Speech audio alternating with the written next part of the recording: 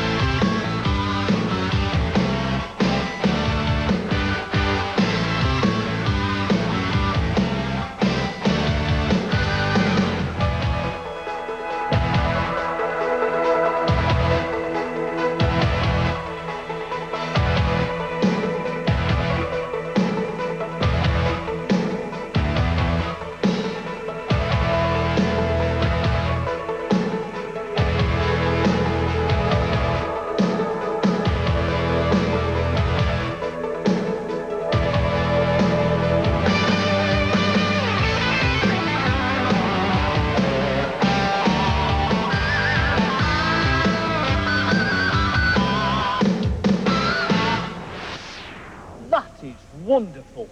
Now, don't you go playing around in quarries. They can be very dangerous places. Hey, being a world expert on dinosaurs, I can tell you categorically that that is called an I don't know what it's called, Asaurus.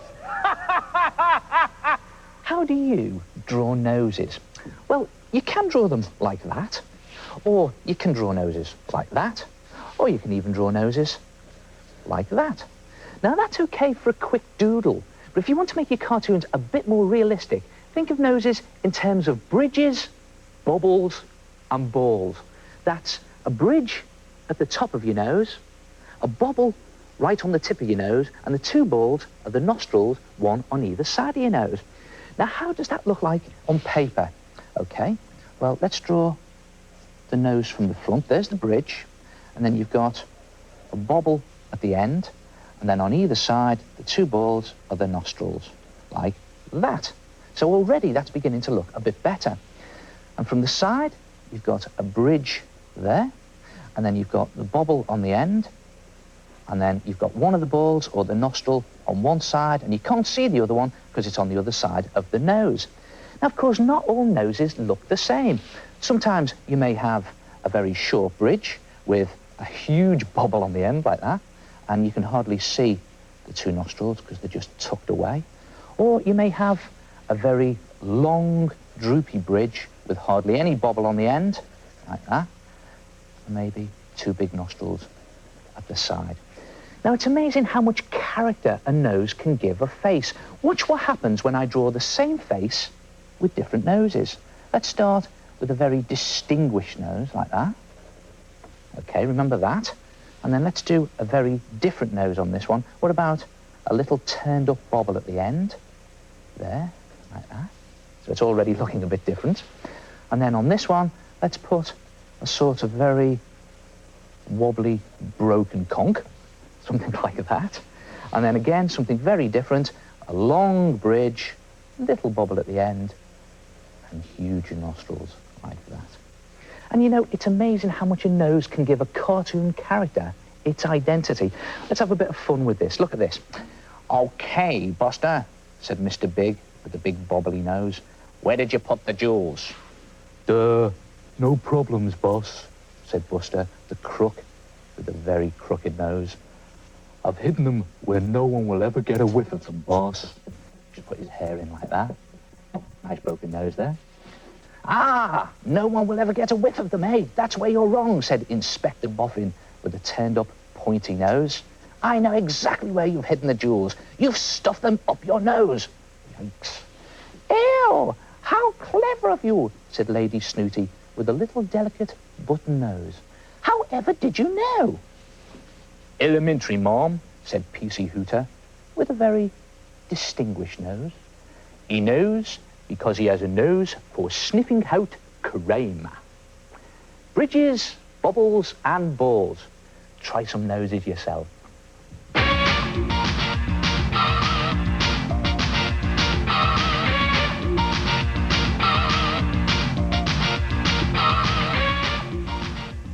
Hello, my name is Charlotte. I did this picture by folding my wrapping paper in half 3 times. Then I cut out some shape and stuck it onto black sugar paper, and this is how it turned out. Hello, my name is John and I made a sniffer picture. I folded it in half 3 times and then I cut shapes into it. Yes, they're good art attacks. Snipper pictures and very easy to do as well. Take any piece of paper, any type of paper you like, and fold it in half once, fold it in half twice, and fold it in half 3 times, like that.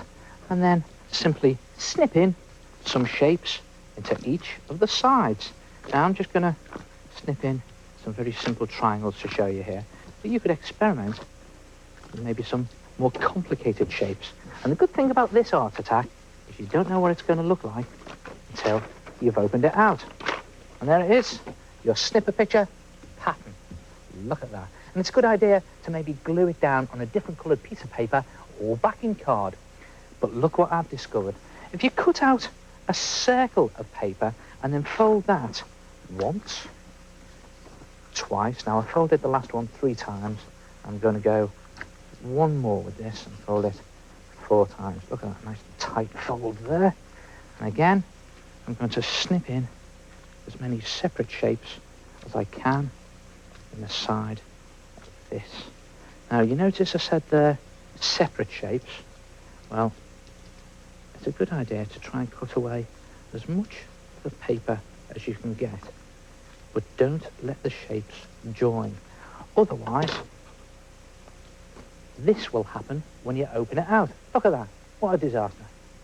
And then just open it out, and again, you don't know what the pattern's going to be like until you see it. And there it is. Look at that.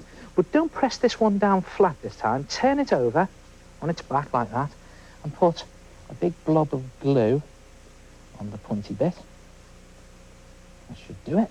And then just press it down in the middle very carefully, just opening it out with your fingers. And look at that.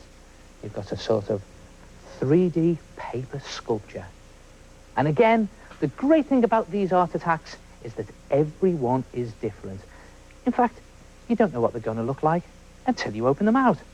It's a case of just folding paper 3 or 4 times, snipping in some shapes, and creating a snipper picture. Try it yourself, and I'll see you next time. Ta-ra for now.